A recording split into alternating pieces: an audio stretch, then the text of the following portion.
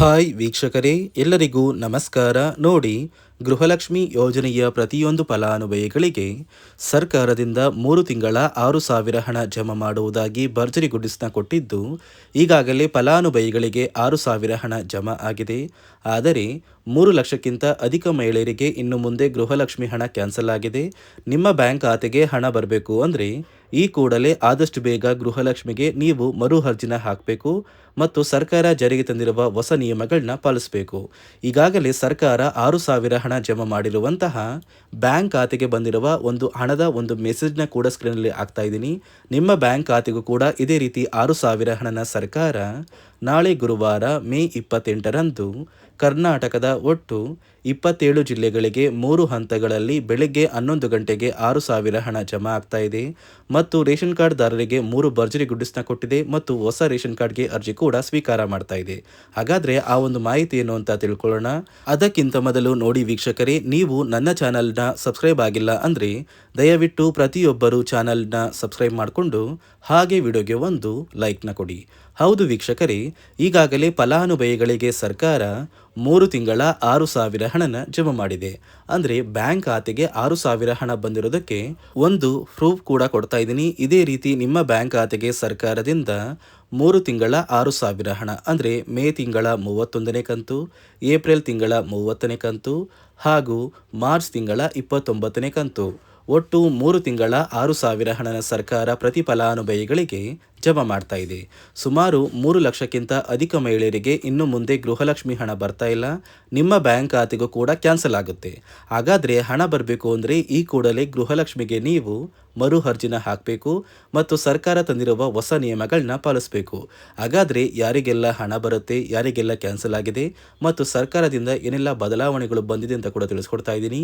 ಅದಕ್ಕಿಂತ ಮೊದಲು ನಾಳೆ ಗುರುವಾರ ಮೇ 28ರಂದು ಕರ್ನಾಟಕದ 27 ಜಿಲ್ಲೆಗಳಿಗೆ 3 ಹಂತಗಳಲ್ಲಿ ಬೆಳಗ್ಗೆ 11 ಗಂಟೆಗೆ 3 ತಿಂಗಳ 6,000 ಹಣ ಬರ್ತಾ ಇದ್ದು, ಮೊದಲ ಹಂತದಲ್ಲಿ ಬೆಂಗಳೂರು ನಗರ, ಬೆಂಗಳೂರು ಗ್ರಾಮಾಂತರ, ರಾಮನಗರ, ಚಿಕ್ಕಬಳ್ಳಾಪುರ, ಚಿತ್ರದುರ್ಗ, ದಾವಣಗೆರೆ, ಕೋಲಾರ, ಶಿವಮೊಗ್ಗ, ತುಮಕೂರು.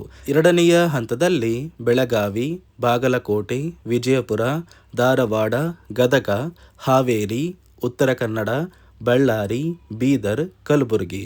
ಅದೇ ರೀತಿ ಮೂರನೆಯ ಹಂತದಲ್ಲಿ ಚಾಮರಾಜನಗರ, ಚಿಕ್ಕಮಗಳೂರು, ದಕ್ಷಿಣ ಕನ್ನಡ, ಹಾಸನ, ಕೊಡಗು, ಮಂಡ್ಯ, ಮೈಸೂರು, ಉಡುಪಿ, ರಾಯಚೂರು, ಯಾದಗಿರಿ, ವಿಜಯನಗರ. ಒಟ್ಟು 3 ಹಂತಗಳಲ್ಲಿ ಪ್ರತಿ ಜಿಲ್ಲೆಗೂ 3 ತಿಂಗಳ 6,000 ಹಣನ ಸರ್ಕಾರ ಜಮಾ ಮಾಡ್ತಾ ಇದೆ. ಆದರೆ ಇನ್ನು ಮುಂದೆ ಸಾಕಷ್ಟು ಫಲಾನುಭವಿಗಳಿಗೆ ಗೃಹಲಕ್ಷ್ಮಿ ಹಣ ಕ್ಯಾನ್ಸಲ್ ಆಗ್ತಾ ಇದೆ. ಯಾರೆಲ್ಲ ಮರು ಅರ್ಜಿನ ಗೃಹಲಕ್ಷ್ಮಿಗೆ ಆದಷ್ಟು ಬೇಗ ಹಾಕ್ತೀರಾ ಅಷ್ಟು ಬೇಗ ಹಣ ಬರುತ್ತೆ ಮತ್ತು ಸರ್ಕಾರ ಜಾರಿಗೆ ತಂದಿರುವ ಹೊಸ ನಿಯಮಗಳನ್ನ ಪಾಲಿಸಬೇಕು.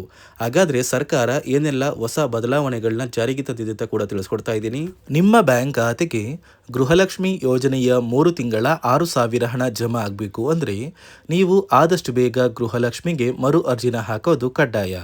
ಯಾವ ಕಾರಣಕ್ಕೆ ನೀವು ಮರು ಅರ್ಜಿ ಹಾಕಬೇಕು ಅಂತ ಕೂಡ ತಿಳಿಸ್ಕೊಡ್ತಾ ಇದ್ದೀನಿ. ನೋಡಿ ವೀಕ್ಷಕರೇ, ಸುಮಾರು 2ರಿಂದ 3 ಲಕ್ಷಕ್ಕಿಂತ ಅಧಿಕ ಮಹಿಳೆಯರಿಗೆ ಗೃಹಲಕ್ಷ್ಮಿ ಹಣನ ಸರ್ಕಾರ ಕ್ಯಾನ್ಸಲ್ ಮಾಡಿದೆ. ಯಾಕಂದರೆ ಈ 3 ಲಕ್ಷಕ್ಕಿಂತ ಅಧಿಕ ಫಲಾನುಭವಿಗಳ ಬ್ಯಾಂಕ್ ಖಾತೆಗೆ ಪ್ರತಿ ತಿಂಗಳು ಗೃಹಲಕ್ಷ್ಮಿ ಹಣ ಜಮಾ ಆಗ್ತಾ ಇತ್ತು. ಸುಮಾರು ಸಾಕಷ್ಟು ಫಲಾನುಭವಿಗಳು ಮರಣ ಹೊಂದಿದ್ದಾರೆ. ಆ ಮರಣ ಹೊಂದಿರುವ ಫಲಾನುಭವಿಗಳ ಸಂಖ್ಯೆ 2 ಲಕ್ಷಕ್ಕಿಂತ ಜಾಸ್ತಿ ಇದೆ.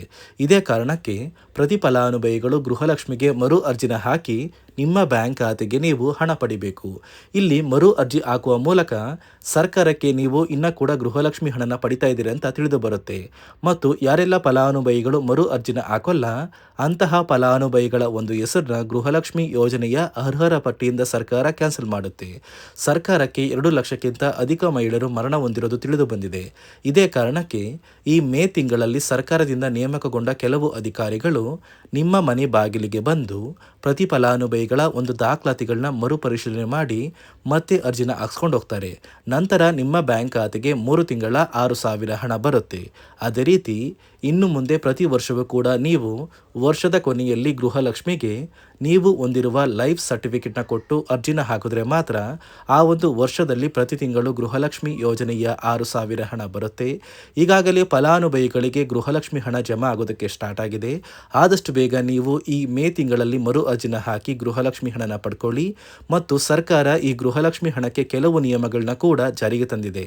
ಅದೇ ರೀತಿ ರೇಷನ್ ಕಾರ್ಡ್ ಹೊಂದಿರುವ ಪ್ರತಿಯೊಂದು ಕಾರ್ಡ್ದಾರರಿಗೂ ಕೂಡ ಸರ್ಕಾರ 3 ಮುಖ್ಯವಾದ ಭರ್ಜರಿ ಗುಡ್ ನ್ಯೂಸ್ನ ಕೊಟ್ಟಿದ್ದು, ಮೊದಲ ಒಂದು ಗುಡ್ ನ್ಯೂಸ್ ಬಂದು ಸರ್ಕಾರ ಹೊಸ ರೇಷನ್ ಕಾರ್ಡ್ಗೆ ಅರ್ಜಿನ ಸ್ವೀಕಾರ ಮಾಡ್ತಾ ಇದೆ. ನೀವು ಕೂಡ ಹೊಸ ರೇಷನ್ ಕಾರ್ಡ್ನ ಪಡಿಬೇಕು ಅಂದರೆ ಆದಷ್ಟು ಬೇಗ ಅರ್ಜಿನ ಹಾಕಿ.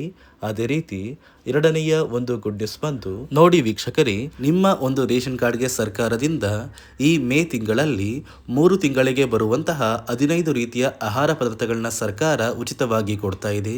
ಮೇ ತಿಂಗಳ ಒಂದು ರೇಷನ್ ಕಾರ್ಡ್ಗೆ ಸಿಗುವಂತಹ ಇಂದಿರಾ ಕಿಟ್, ಏಪ್ರಿಲ್ ತಿಂಗಳಿಗೆ ಸಿಗುವಂತಹ ಒಂದು ಇಂದಿರಾ ಕಿಟ್ ಮತ್ತು ಮಾರ್ಚ್ ತಿಂಗಳಿಗೆ ಸಿಗಬೇಕಾದಂಥ ಒಂದು ಇಂದಿರಾ ಕಿಟ್, ಒಟ್ಟು 3 ತಿಂಗಳ 15 ಆಹಾರ ಪದಾರ್ಥಗಳನ್ನ ಸರ್ಕಾರ ಪ್ರತಿ ಕಾರ್ಡ್ದಾರರಿಗೆ ವಿತರಣೆ ಮಾಡ್ತಾ ಇದೆ. ಮೂರನೆಯ ಒಂದು ಗುಡ್ ನ್ಯೂಸ್ ಬಂದು, ಇನ್ನು ಮುಂದೆ ನೀವು ಉಚಿತ ಅಕ್ಕಿ ಪಡಿಬೇಕು ಅಂದರೆ ಆ ಒಂದು ಬಯೋಮೆಟ್ರಿಕ್ ಮಷಿನ್ ಮೇಲೆ ಬೆರಳಿಡುವಂತಹ ಅವಶ್ಯಕತೆ ಇಲ್ಲ.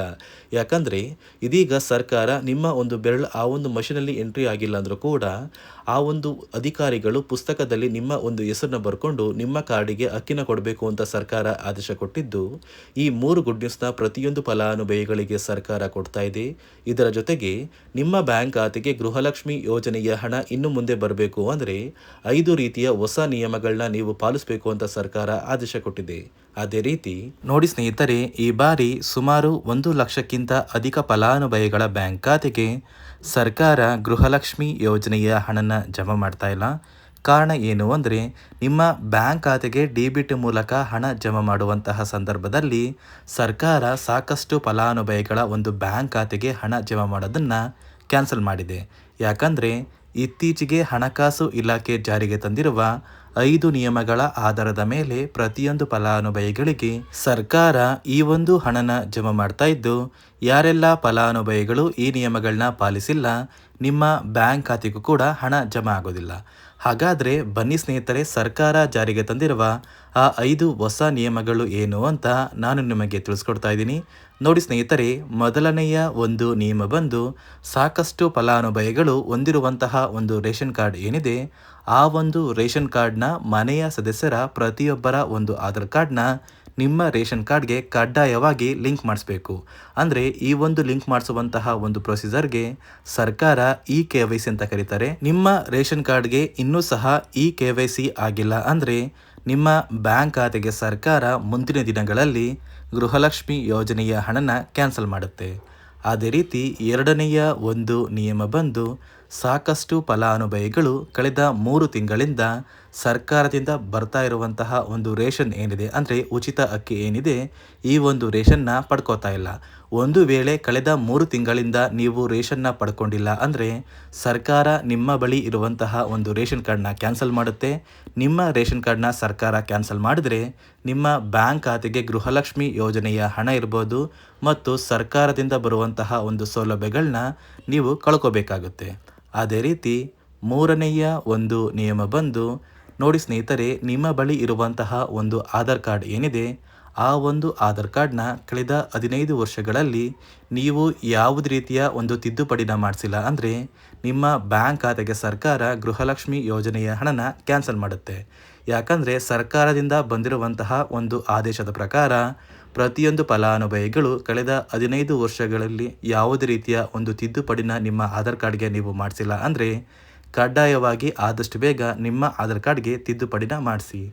ಅದೇ ರೀತಿ ನಾಲ್ಕನೆಯ ಒಂದು ನಿಯಮ ಬಂದು, ನಿಮ್ಮ ಕುಟುಂಬದ ಒಂದು ವಾರ್ಷಿಕ ಆದಾಯ 7 ಲಕ್ಷಕ್ಕಿಂತ ಕಡಿಮೆ ಇರಬೇಕು. ಒಂದು ವೇಳೆ ನಿಮ್ಮ ಕುಟುಂಬದ ವಾರ್ಷಿಕ ಆದಾಯ 7 ಲಕ್ಷಕ್ಕಿಂತ ಜಾಸ್ತಿ ಇದ್ದರೆ ನಿಮ್ಮ ಬ್ಯಾಂಕ್ ಖಾತೆಗೆ ಸರ್ಕಾರ ಗೃಹಲಕ್ಷ್ಮಿ ಯೋಜನೆಯ ಹಣನ ಕ್ಯಾನ್ಸಲ್ ಮಾಡುತ್ತೆ. ಅದೇ ರೀತಿ 5ನೆಯ ಒಂದು ನಿಯಮ ಬಂದು, ನಿಮ್ಮ ಕುಟುಂಬದ ಸದಸ್ಯರು ಅಥವಾ ಗೃಹಲಕ್ಷ್ಮಿ ಯೋಜನೆಯ ಫಲಾನುಭವಿಗಳು ಯಾರು ಕೂಡ ಸರ್ಕಾರಿ ನೌಕರರಾಗಿ ಕಾರ್ಯನಿರ್ವಹಿಸ್ತಾ ಇರಬಾರ್ದು. ಒಂದು ವೇಳೆ ನಿಮ್ಮ ಕುಟುಂಬದಲ್ಲಿ ಯಾರೇ ಆಗಿದ್ರೂ ಸರ್ಕಾರಿ ನೌಕರರಾಗಿ ಕಾರ್ಯನಿರ್ವಹಿಸ್ತಾ ಇದ್ದರೆ ನಿಮ್ಮ ಬ್ಯಾಂಕ್ ಖಾತೆಗೆ ಗೃಹಲಕ್ಷ್ಮಿ ಯೋಜನೆಯ ಹಣ ಕ್ಯಾನ್ಸಲ್ ಆಗುತ್ತೆ. ಈ 5 ನಿಯಮಗಳ ಆಧಾರದ ಮೇಲೆ ಪ್ರತಿಯೊಂದು ಫಲಾನುಭವಿಗಳಿಗೆ ಸರ್ಕಾರ ಹಣ ಜಮಾ ಮಾಡ್ತಾ ಇದೆ. ಒಂದು ವೇಳೆ ನೀವು ಈ 5 ನಿಯಮಗಳನ್ನ ಪಾಲಿಸಿಲ್ಲ ಅಂದ್ರೆ ನೀವು ಕೂಡ ಗೃಹಲಕ್ಷ್ಮಿ ಯೋಜನೆಯ ಹಣದಿಂದ ವಂಚಿತರಾಗಬೇಕಾಗುತ್ತೆ. ನೋಡಿ ವೀಕ್ಷಕರೇ, ಸರ್ಕಾರದಿಂದ ಪ್ರತಿಯೊಂದು ಫಲಾನುಭವಿಗಳಿಗೆ ನಾಳೆ ಗುರುವಾರ ಮೇ 28ರಂದು 27 ಜಿಲ್ಲೆಗಳಿಗೆ 3 ತಿಂಗಳ ಗೃಹಲಕ್ಷ್ಮಿ ಯೋಜನೆಯ 6,000 ಹಣ ಜಮಾ ಆಗ್ತಾ ಇದೆ.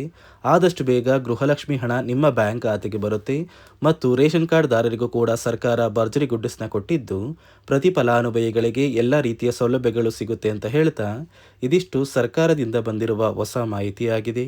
ನಾನು ಕೊಟ್ಟಿರುವ ಮಾಹಿತಿ ನಿಮಗೆ ಇಷ್ಟ ಆಗಿದ್ದಲ್ಲಿ ದಯವಿಟ್ಟು ಪ್ರತಿಯೊಬ್ಬರು ನನ್ನ ಚಾನಲ್ನ ಸಬ್ಸ್ಕ್ರೈಬ್ ಮಾಡ್ಕೊಳ್ಳಿ, ಹಾಗೆ ವಿಡಿಯೋಗೆ ಒಂದು ಲೈಕ್ನ ಕೊಡಿ.